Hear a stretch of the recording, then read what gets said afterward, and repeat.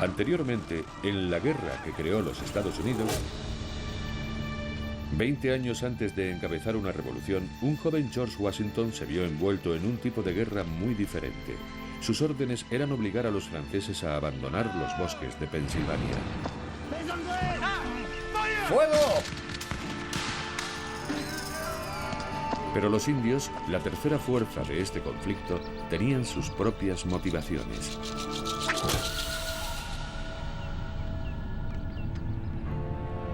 Este incidente en 1754 desencadenó una guerra que se extendería al Caribe, África, Europa y la India.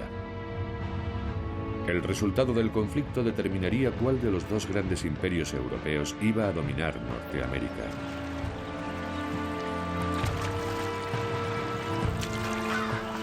Y atrapados en mitad del conflicto estaban los indios. Los franceses reclaman la tierra que se extiende a un lado del río y los ingleses la que hay al otro lado. ¿Dónde está la tierra de los indios? Los indios se ven cada vez más involucrados en la guerra.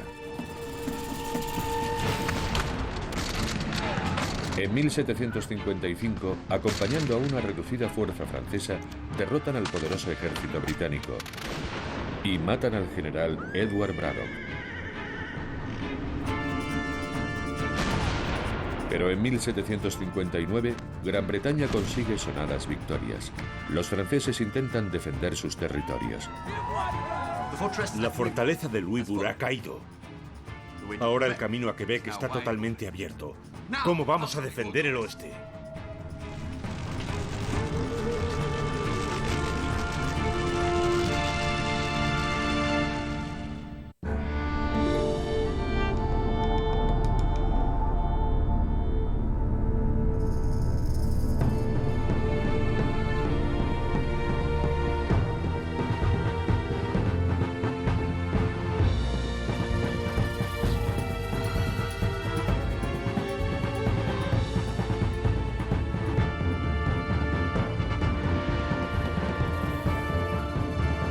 La guerra que creó los Estados Unidos.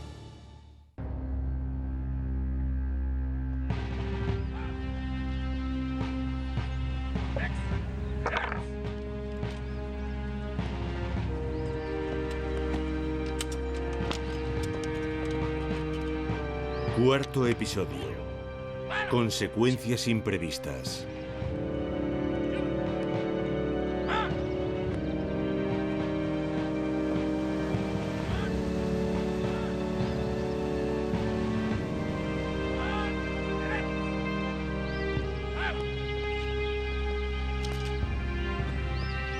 ¿Ha encontrado algún punto débil?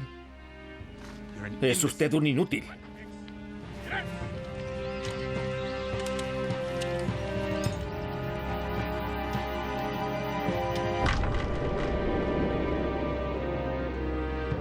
El teniente general James Wolfe, un hombre enfermizo pero muy ambicioso, arde en deseos de probar su valía en el campo de batalla. Durante 2 meses ha estado esperando el momento. Su ejército está acampado en la orilla opuesta, listo para tomar la ciudad de Quebec, cuando consiga forzar al marqués de Montcalm a presentar batalla. Pero el marqués no quiere enfrentarse a los británicos. Dejemos que Wolfe se entretenga donde está. Si le rechazamos, tal vez vaya a otro lugar donde pueda hacernos auténtico daño. Después de 3 meses de espera, Wolfe no ha conseguido aún tomar la ciudad. Si no ataca Quebec antes de que llegue el invierno, se verá obligado a levantar el asedio y perderá la oportunidad de obtener una victoria crucial en la guerra franco-india. Los británicos están decididos a expulsar de Canadá al ejército francés. Ahora controlan el río San Lorenzo, impidiendo alcanzar a los franceses el interior de Norteamérica. Pronto podrían controlar todo el subcontinente, pero primero tienen que conquistar la fortaleza de Quebec. Quebec parece inexpugnable. Situada en lo alto de un triángulo de tierra, 2 de sus lados están protegidos por abruptos acantilados. Wolfe ataca primero desde el este, solo para ver a 500 de sus hombres muertos o heridos en la batalla de Montmorency. Muchos oficiales excelentes han resultado heridos en este absurdo intento, escribe. Frustrado, responde con saña. He ido más allá, he ordenado arrasarlo todo. ¡Que no quede nada en pie! En parte para hacer salir al marqués de Montcalm y en parte como respuesta a las muchas ofensas infligidas a nuestro pueblo. Wolfe ordena a sus casacas rojas que incendien los asentamientos que rodean Quebec. 1.400 casas son pasto de las llamas. Pero la capital de Nueva Francia no está dispuesta a rendirse.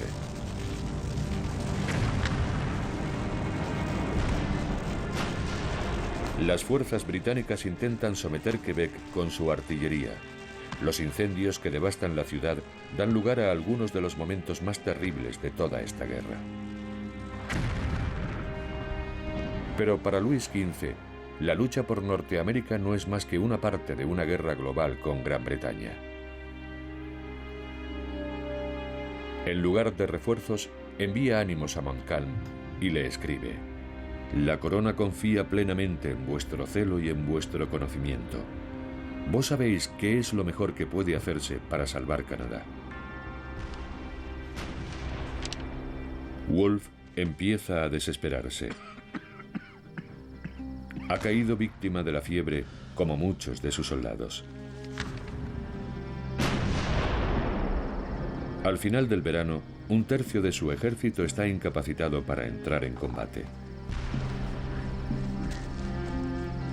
Los británicos llevan 6 semanas bombardeando la ciudad. Pero Montcalm sigue sin salir a luchar. Ha decidido sabiamente encerrarse en un reducto inaccesible. Cualquier ataque haría correr un río de sangre. Y todo ello para obtener un beneficio insignificante.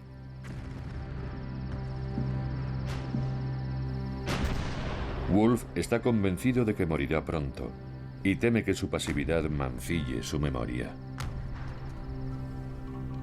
Por fin, en septiembre, los británicos descubren un camino que, tras ascender un abrupto acantilado, lleva a las llanuras que se extienden al oeste de Quebec.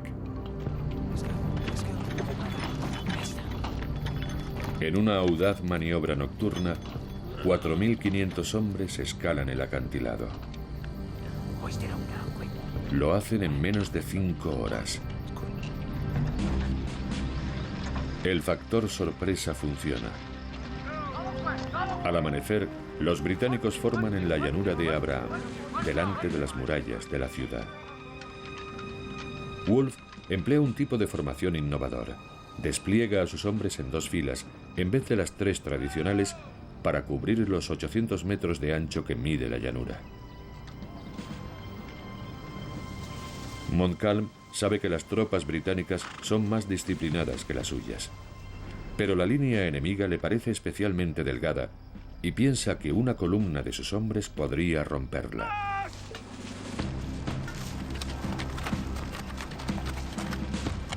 Es una batalla clásica a la europea cuyo resultado dependerá de la habilidad y precisión de cada bando. Pero según avanzan los franceses, se pierde el orden y su línea se quiebra. No habíamos avanzado 200 pasos cuando la izquierda empezó a retrasarse y el centro a adelantarse.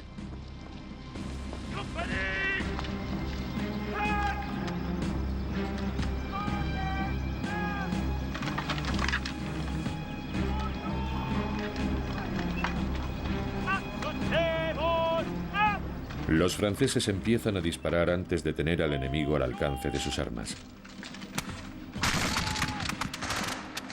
Los británicos no se inmutan.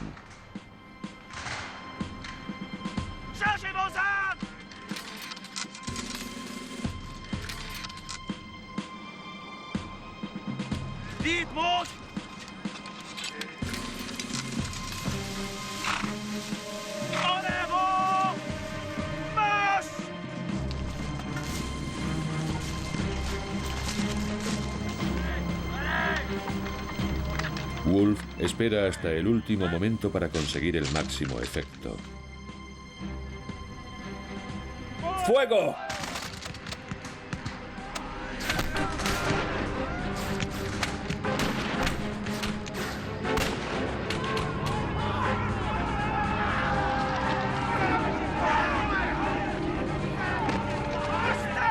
El ataque británico es demoledor.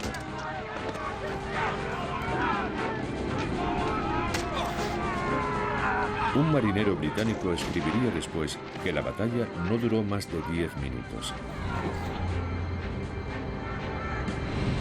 Diezmados, los franceses se retiran. 4 días después, se rinden.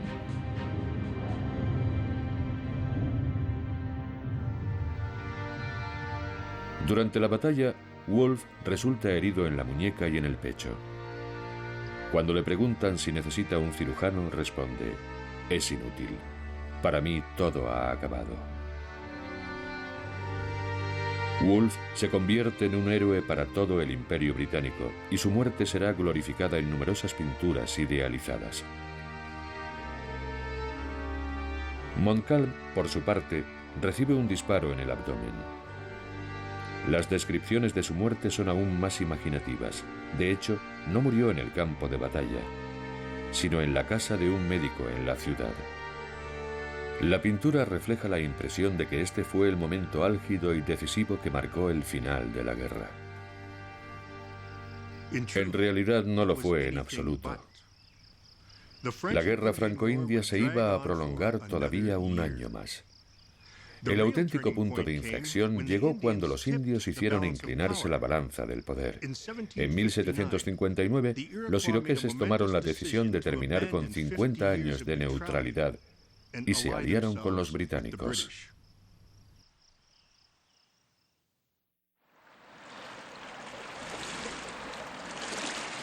En el verano de 1760, Gran Bretaña se prepara para tomar Montreal, el último reducto de los franceses.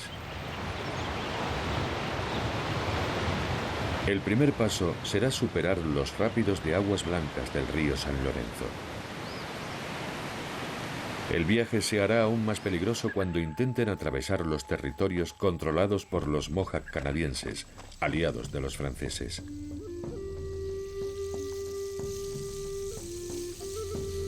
Los indios de Norteamérica están divididos en naciones diferentes, con intereses complejos y a menudo opuestos. Las alianzas de los Mohawk de Canadá son distintas de las de los Mohawk de Nueva York, que forman parte de una gran confederación, las 6 naciones iroquesas. Estos son los pueblos indios que se alían con los británicos. Mientras estos descienden el río San Lorenzo, diplomáticos iroqueses van de poblado en poblado intentando convencer a los Mohawk canadienses de que se mantengan neutrales. La expedición tendrá éxito gracias a sus esfuerzos. Pero los iroqueses, los hombres más valiosos de esta expedición, acusan el desprecio y la desconfianza del comandante del ejército, el general Jeffrey Amherst.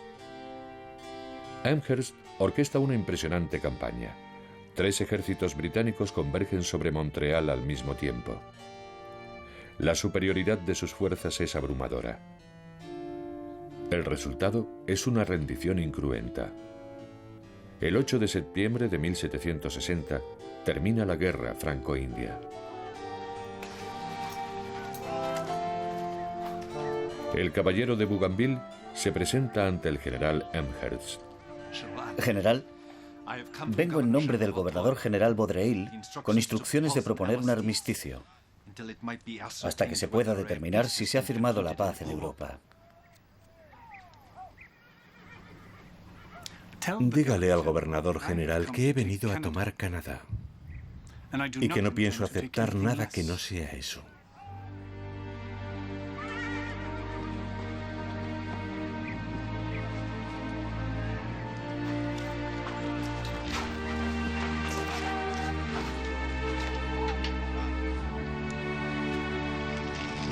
Al conocer que Amherst pretende negarles incluso el honor de mantener las banderas de sus regimientos, los oficiales franceses deciden quemarlas antes que permitir que los británicos se las lleven como trofeos.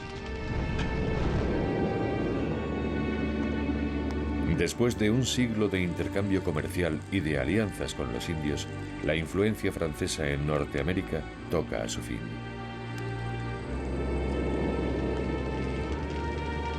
La guerra franco-india finalmente ha terminado. Voltaire escribiría en tono jocoso que al retirarse de Canadá, Francia solo ha perdido unas cuantas aranzadas de nieve. Por supuesto, habían perdido mucho más. Las posesiones de Gran Bretaña se convierten de repente en un imperio de más de 2 millones de kilómetros cuadrados. El potencial de estas tierras es incalculable. Pero los británicos descubrirán pronto que los frutos de la victoria imperial también traerán las semillas de la desintegración de un imperio.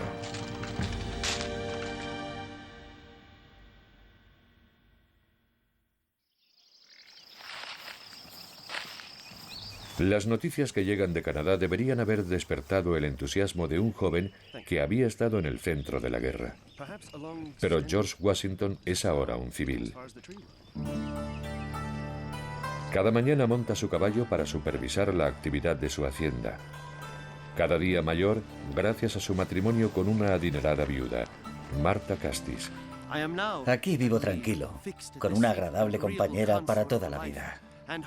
Y espero encontrar en este retiro la felicidad que jamás experimenté en el ancho y turbulento mundo. Washington también ha sido elegido miembro de la Asamblea de Virginia, la Casa de los Burgueses, y forma parte del Comité de Propuestas y Reclamaciones.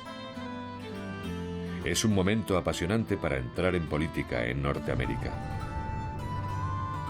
Y lo es gracias al primer ministro del rey británico, William Pitt, que ha animado a los habitantes de las colonias a considerarse miembros activos de la corona en la gran empresa imperial.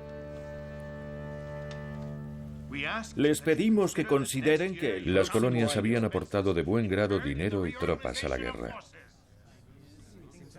A cambio, daban por sentado que el Parlamento reconocería su derecho a cobrar impuestos a través de sus representantes electos. Un malentendido que finalmente conducirá a una revolución.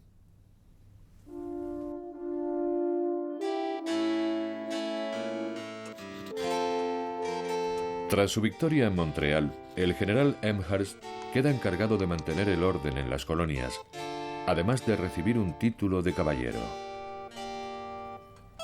Pero la corona no da a Sir Geoffrey lo que necesita para hacer su trabajo, dotándole de un presupuesto y unas fuerzas cada vez menores. Gran Bretaña ha retirado el grueso de sus tropas de Norteamérica. Ahora está luchando por el control de las islas francesas del Caribe, dentro del conflicto global conocido como Guerra de los 7 años. Los británicos habían conseguido apoderarse de territorios franceses en África y de puestos comerciales en la India. Cuando España se alía con Francia, la guerra se extiende a las posesiones españolas en Filipinas y en el resto del mundo. El concepto que Amherst tiene de los indios no facilita su trabajo. Aunque el apoyo de estos había sido fundamental para doblegar a los franceses, el británico no tiene la menor consideración por aquellos a los que llama el enemigo salvaje. Amherst ordena una serie de reformas. Restringe el acceso de los indios a las municiones y, para ahorrar dinero al imperio, recorta drásticamente los regalos, una costumbre de larga tradición. Su objetivo es que los indios dejen de ser considerados como poderosos aliados de la corona y se conviertan en simples vasallos. Pero los indios no se ven a sí mismos como vasallos. Y les preocupa que se construyan nuevos asentamientos en sus tierras.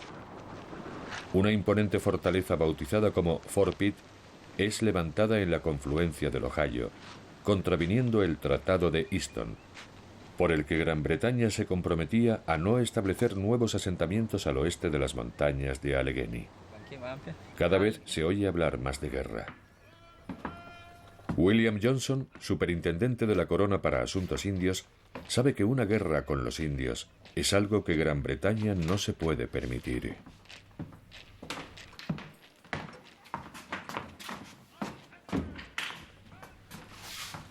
Excelencia, he sido informado de que los indios de las 6 naciones, especialmente los Shawnee y los Delaware, están muy descontentos.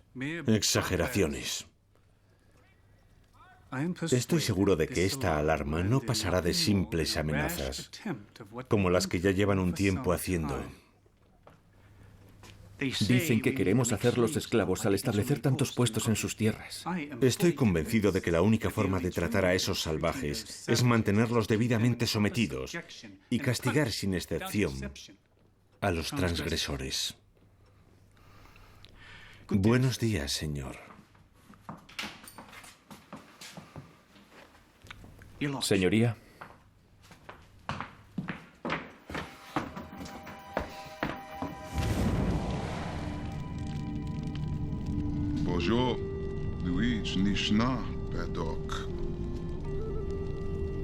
Hermanos, los ingleses nos han tratado sin ningún respeto. En 1763, un jefe Ottawa llamado Pontiac emplea poderosas ideas religiosas para animar a sus hermanos a rebelarse. El Señor de la vida tomó a Neolin de la mano y le dio un hermoso tocado. Pontiac les cuenta las visiones de un profeta indio Delaware llamado Neolin y su encuentro con el Creador, el Señor de la vida. El Señor de la vida le habló. Esta tierra que he creado es para vosotros y para nadie más. En cuanto a aquellos que han venido a quitaros vuestras tierras, Neolin dijo: expulsadlos, haced la guerra contra ellos.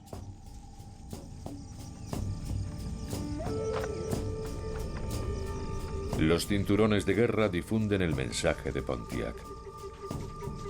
Los indios que poco antes habían jugado a enfrentar entre sí a los dos imperios europeos ahora se unen contra los británicos. Una nueva guerra va a comenzar.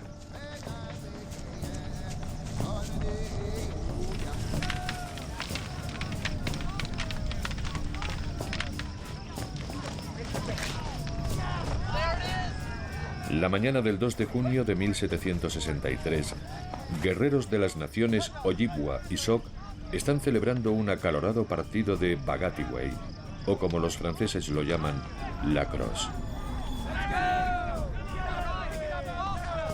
El juego entra en su tercer día delante de Fort Michilimackinac, en el norte de lo que hoy en día es Michigan.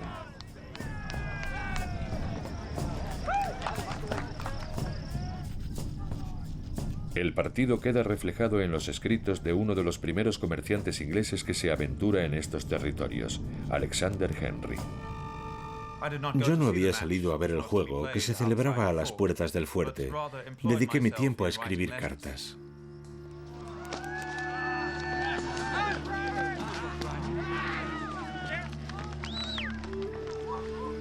Los británicos no entendían por qué los indios estaban jugando precisamente aquí. Ni siquiera eran conscientes de que las reformas de Amherst habían ofendido a los pueblos nativos. Y tampoco les había llegado una importante noticia. Nadie, salvo los indios, sabía que un mes antes Pontiac había inspirado un ataque indio a Fort Detroit.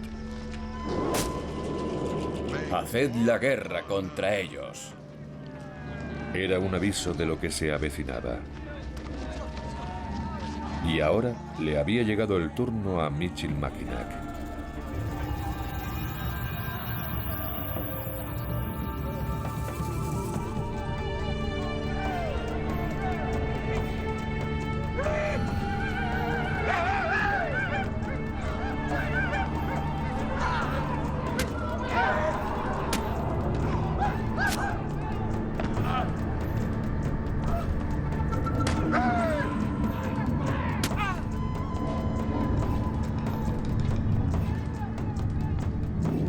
Me acerqué al instante a la ventana y vi a un grupo de indios dentro del fuerte.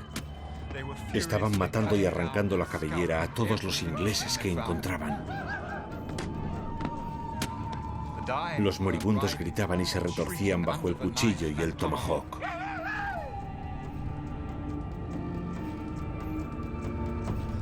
Yo estaba temblando por el horror y por el miedo.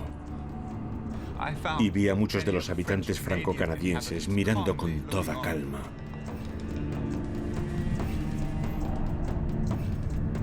El ataque a Michilimackinac no sería el último. Los puestos británicos fueron cayendo uno tras otro en manos de los indios. La nueva guerra se extendió rápidamente. Bajo el mando de Amherst, los británicos pierden, a excepción de 3, todos sus grandes fuertes en los territorios salvajes a manos de los indios inspirados por Pontiac. Cientos de soldados y miles de civiles son asesinados o capturados.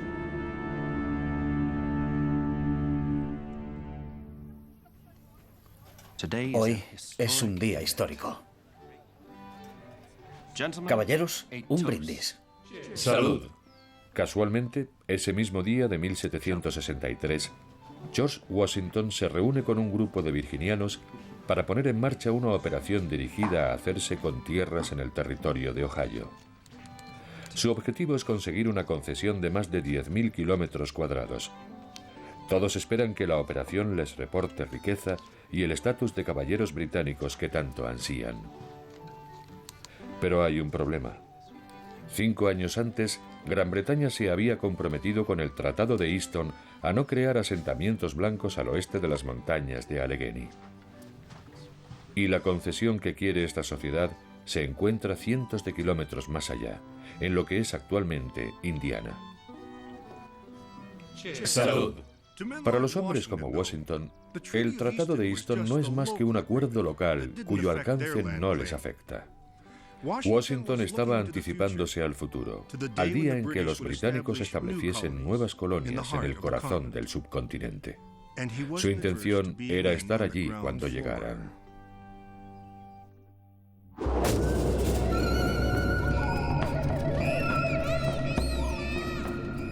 La guerra de Pontiac sigue adelante y Gran Bretaña pierde el control de la frontera. Como le ocurriera a la familia de Mary Jemison en la guerra franco-india, de nuevo muchos colonos caen prisioneros de los indios. Tras la captura de Mary en Pensilvania, su familia fue asesinada. Recuerdo las palabras de mi madre. Mi querida y pequeña Mary, creo, hija mía, que a ti te perdonarán la vida, pero a nosotros nos van a matar en este desolado lugar. Ten cuidado y no olvides la lengua inglesa.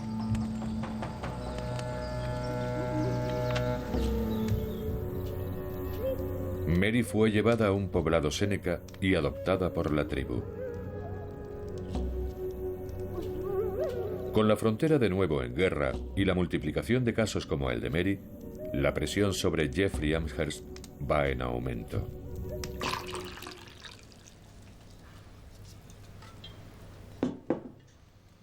Amherst anda escaso de fondos y también de hombres, y no está recibiendo mucha ayuda de las legislaturas coloniales. Ahora Sir Geoffrey se plantea la posibilidad de utilizar un arma que jamás habría osado emplear contra un enemigo europeo. ¿No sería posible sembrar la viruela entre esas tribus de indios rebeldes?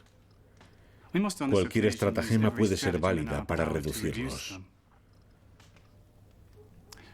Haríamos bien en intentar infectar a los indios por medio de mantas, además de emplear cualquier otro método que sirva para erradicar a esa raza execrable.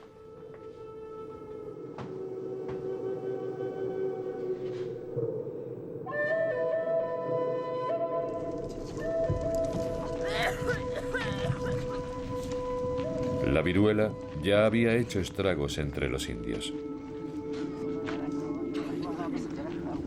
Las órdenes de Amherst no cambiaron mucho las cosas.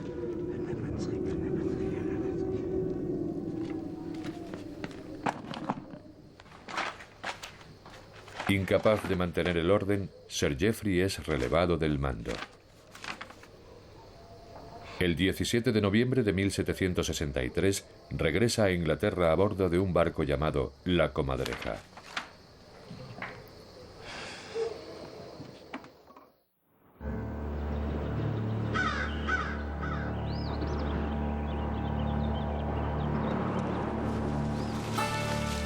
Aunque los ataques indios han disminuido, sigue habiendo tensión en la frontera de Pensilvania. A principios de diciembre, Matthew Smith y unos amigos de Paxton, Pensilvania, esparcen un falso rumor acerca de la presencia de indios hostiles en las inmediaciones del pueblo. De hecho, los indios de Conestoga son agricultores pacíficos.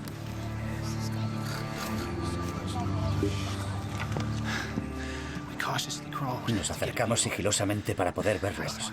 Son indios armados. Son forasteros. Y hay docenas de ellos.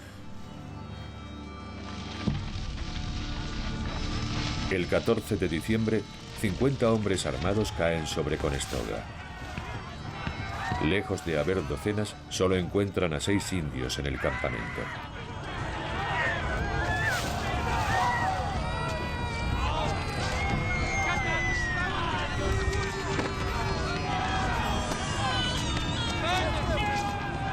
Dan caza a otros 14 que han escapado y también los masacran. Arrancan las cabelleras de los niños para conseguir un mayor efecto.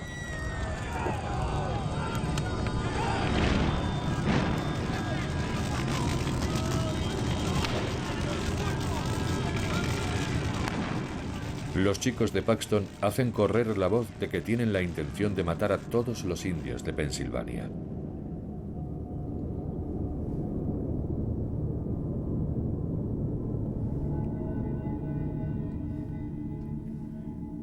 En un esfuerzo por detener la matanza, los británicos y los indios de Ohio establecen una tregua. Se firma un tratado y cientos de prisioneros de los indios son devueltos, algunos en contra de su voluntad.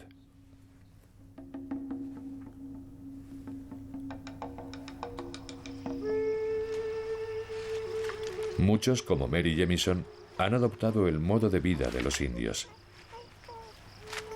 Ya había estado con los indios 4 veranos y 4 inviernos. Seninji y yo nos habíamos casado de acuerdo a la costumbre india. Mi ansiedad por ser puesta en libertad había desaparecido. Para fomentar el regreso de cautivos, el rey de Inglaterra ofrece recompensas. Un colono holandés ve en Mary la posibilidad de ganar algún dinero. ¡Ven aquí! Eché a correr lo más deprisa que pude y volví al poblado.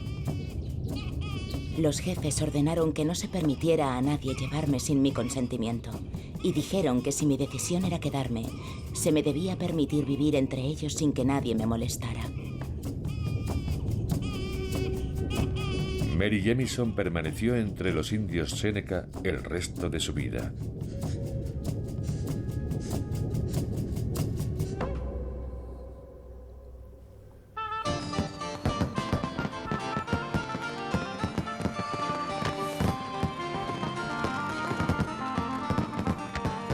En febrero de 1763, Gran Bretaña y Francia firman el Tratado de París, dando fin a la Guerra de los 7 años. El rey Jorge III gobierna más territorio en todo el planeta del que llegó a tener nunca el Imperio Romano. Pero ahora, sus posesiones en Norteamérica son tan extensas que la corona necesita encontrar otra forma de administrarlas. El rey publica la Proclamación Real de 1763, que, entre otras disposiciones, establece un nuevo límite. La proclamación va más lejos que el Tratado de Easton y establece que todos los territorios que se extienden al oeste de los Apalaches, el corazón del subcontinente, quedan reservados para los indios. Sin embargo, en las tierras salvajes se están estableciendo más colonos que nunca. En la década de 1760, el territorio de Ohio recibe una nueva oleada de emigrantes de Gran Bretaña y otras partes de Europa. Estos se abren paso hacia el interior de Norteamérica, a menudo marcando con sus iniciales los límites de las tierras que reivindican como suyas. Las cartas de amigos y parientes que sirvieron en las fuerzas británicas durante la Guerra Franco-India animan a los inmigrantes.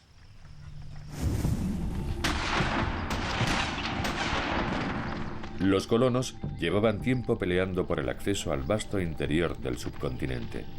Después de todo, pensaban, para eso se había hecho la guerra.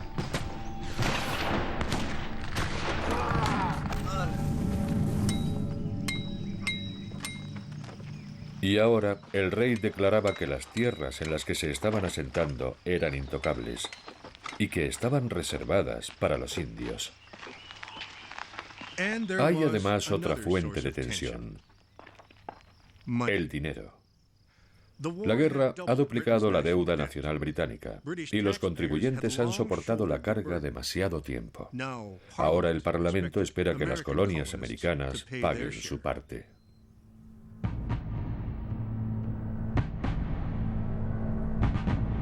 Un pequeño impuesto sobre el papel, la ley del timbre, provoca una reacción inesperadamente violenta en las colonias.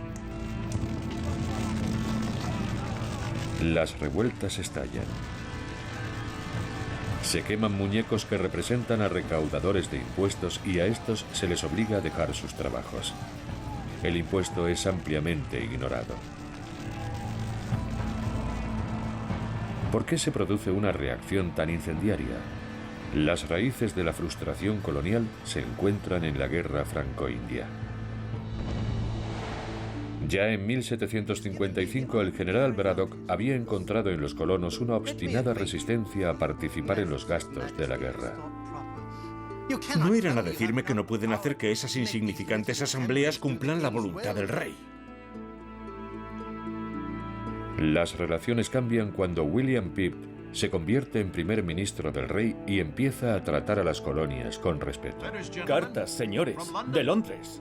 Las administraciones coloniales contribuyen de buen grado al esfuerzo bélico al escuchar que serán considerados miembros de pleno derecho del imperio, con los mismos derechos que los británicos. Pero ahora el Parlamento establece este nuevo impuesto sin su consentimiento. Los habitantes de las colonias se sienten traicionados.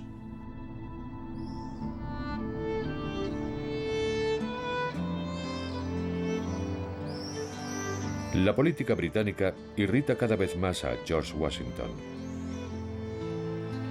Es un obstáculo en su camino hacia la prosperidad como hacendado y especulador inmobiliario. En el otoño de 1770, Washington visita a su explorador, que ha seleccionado varios terrenos de interés en el territorio de Ohio. El viaje le lleva de vuelta a los lugares donde años atrás peleó por el Imperio Británico. Cerca de la confluencia del Ohio, donde estuvo a punto de morir en la primera batalla real de la guerra, en Fort Necessity.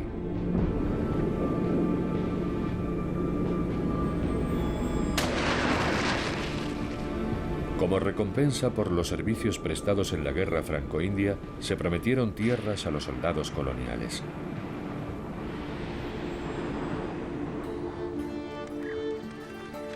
Ahora, Washington ha venido hasta aquí para cobrarse su recompensa. Pero, dado que la Proclamación Real de 1763 reserva el oeste para los indios, sabe que no puede tomar posesión de estas tierras, todavía. Aunque, como otros muchos, está convencido de que eso no tardará en cambiar. Durante el viaje, Washington cena en Fort Pitt. He visto algunos terrenos verdaderamente excelentes. Se abre una ventana a la oportunidad para los aventureros en estas tierras, donde un hombre emprendedor con muy poco dinero puede crear los cimientos de una noble hacienda en los nuevos asentamientos, para sí mismo y para la posteridad. ¿Y qué hay de la proclamación? ¿No debemos respetar las tierras reservadas a los indios? Es evidente que tenemos que darles algo para mantener la paz. No puedo ver en esa proclamación otra cosa que una medida provisional para mantener calmados a los indios. Pero caerá, sin duda, en unos pocos años. Pero la corona aún no lo ha consentido. Con consentimiento o sin él, los asentamientos se extienden como la pólvora. Calculo que el año pasado hubo entre 4 y 5.000. Y este año igual. Los caminos siguen atestados de carretas que se dirigen al Ohio.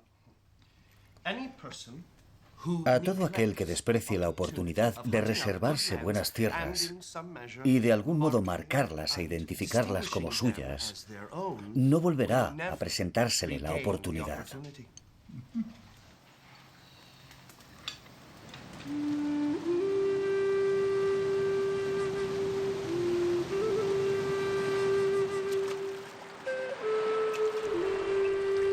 Han pasado 20 años desde que Washington fuera enviado por primera vez a este territorio con la misión de reclamarlo para el Imperio Británico. Su guía en aquel viaje fue el jefe séneca Guyasuta.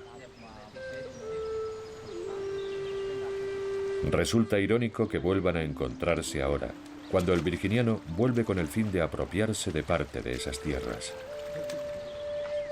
Como la mayoría de los indios, Guyasuta estaba acostumbrado a un mundo en el que se podía jugar con la rivalidad entre dos imperios. El jefe séneca parece contento de volver a ver a Washington.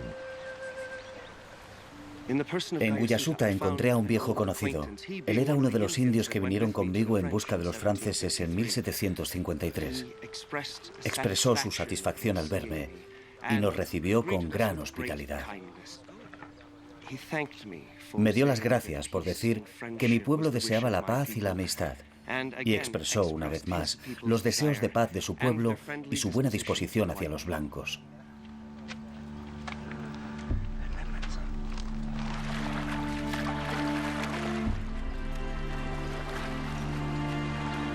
A pesar de su cordialidad, Guyasuta sabe que Washington no ha venido a hacerle una visita de cortesía, sino a adquirir tierras.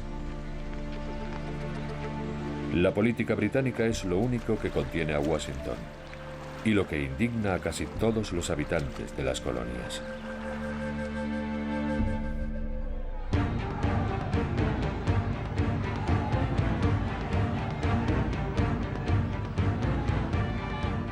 En Nueva Inglaterra, las expectativas frustradas hacen crecer la tensión. La actitud británica se percibe como torpe y arbitraria.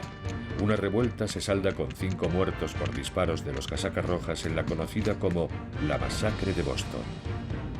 Gran Bretaña es acusada de pisotear los derechos de las asambleas coloniales y los radicales reivindican cada vez con más insistencia el derecho de autogobierno.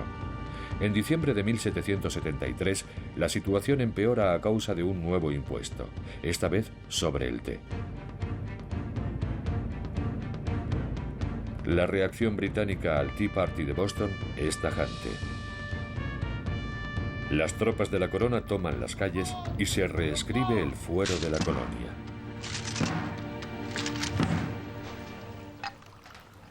Incluso los moderados como Washington consideran estos acontecimientos inaceptables. Cuando él y sus colegas expresan su solidaridad con Boston, el gobernador real disuelve la legislatura de Virginia. Sus miembros vuelven a reunirse en la cercana taberna de Raleigh. Por mi parte, no me comprometo a decir dónde se debe trazar la línea entre Gran Bretaña y las colonias, pero soy de la opinión de que esa línea debe trazarse y de que nuestros derechos deben ser claramente establecidos. Preferiría que esta disputa hubiese sido dirimida por la posteridad, pero la crisis ha caído sobre nosotros y nuestros derechos deben ser defendidos. Y sin embargo, aún en este momento de crisis, colonos como Washington no muestran interés por independizarse del imperio. Consideran que esto es solo una disputa familiar, no una llamada a la revolución. Este retrato muestra a Washington con un gorjal, distintivo de los oficiales británicos, y representa su fidelidad a la corona. En septiembre de 1774, durante el primer Congreso Continental, Washington y otros representantes de las colonias piden un esfuerzo coordinado para responder a las acciones británicas.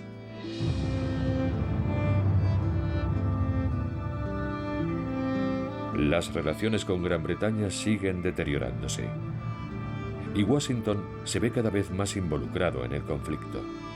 Un gran número de admiradores llega a Mount Vernon buscando su consejo político y militar.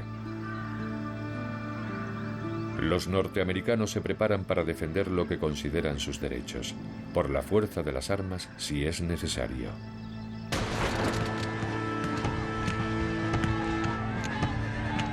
En abril de 1775 se producen combates entre fuerzas coloniales y británicas.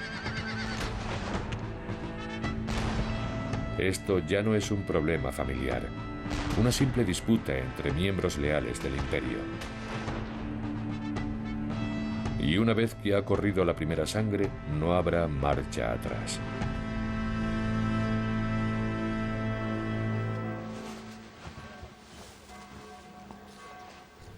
Con Boston bajo asedio, se convoca un segundo Congreso Continental. Washington ya no aspira a convertirse en caballero británico.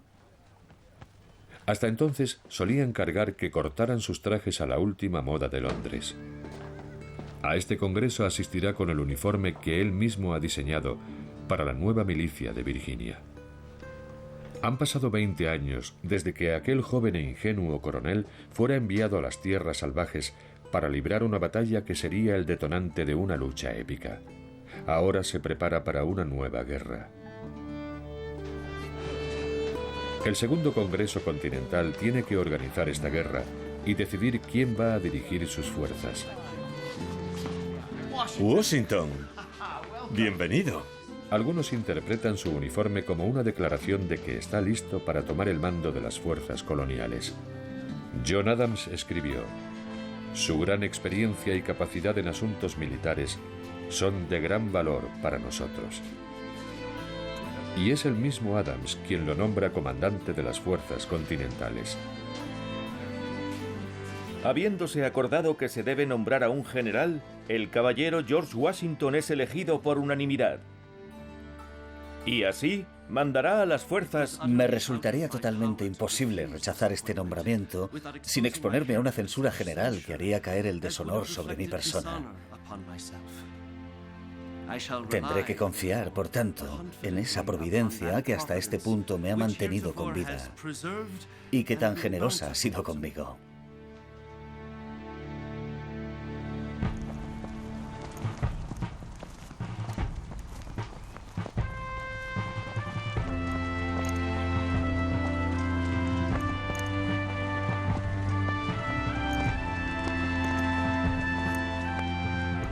Un año después, Washington prepara para la batalla unas variopintas tropas continentales. ¡Presenten armas!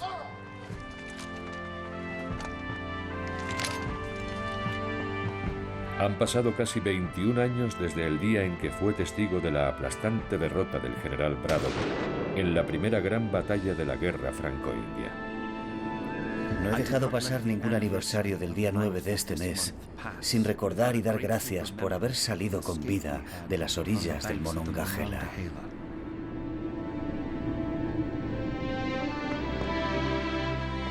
Washington espera que esa misma providencia que salvó su vida aquel horrendo día les ayude a vencer en la batalla que se avecina.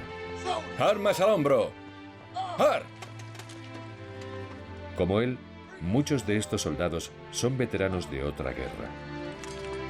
Una guerra en la que habían luchado con fervor por la causa de su imperio, nunca en su contra. Qué inesperado y qué irónico. Gran Bretaña ganó la batalla por hacerse con Norteamérica, pero al hacerlo, desató pasiones que conducirían a su pérdida.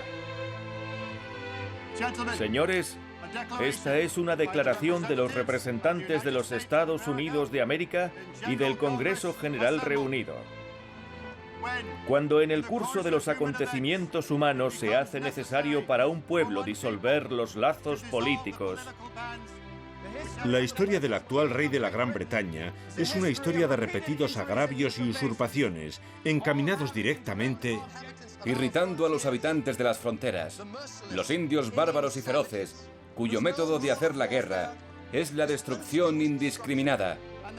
Y que toda vinculación política entre ellas y el Estado de la Gran Bretaña queda y debe quedar totalmente disuelta. ¡Hip, hip! ¡Hurra! ¡Hip, hip! ¡Hurra! ¡Hip, hip!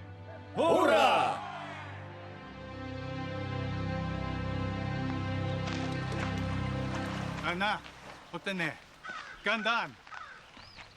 Ese mismo mes, en la confluencia del Ohio, el centro del conflicto durante 23 años, representantes de las colonias se reúnen con Guyasuta.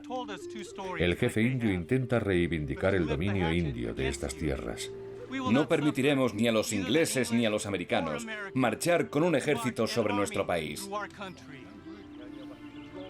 He sido elegido por las 6 naciones para defender esta tierra. Y lo haré. Guyasuta lo intentó. Pero para mantener la independencia de su pueblo, necesitaba un poderoso aliado.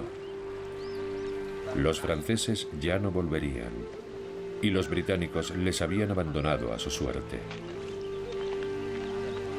Bajo el mandato del presidente Washington, los indios fueron expulsados de las tierras que Guyasuta había jurado defender. En 1754, nadie en Norteamérica podía imaginar que una disputa territorial en una región salvaje acabaría por transformar el mundo. Pero eso fue justamente lo que hizo la Guerra Franco-India, expulsando al Imperio francés de Norteamérica, permitiendo creer a los británicos que tenían un poder sin límites, convenciendo a los colonos de que tenían que enfrentarse a ese poder, incluso hasta el punto de hacer una revolución, y privando a los pueblos indios de los aliados que necesitaban para proteger sus tierras y su independencia. Nadie esperaba que ocurriera nada de esto, pero al cambiar la faz del subcontinente, la Guerra Franco-India se convirtió en la guerra que creó los Estados Unidos.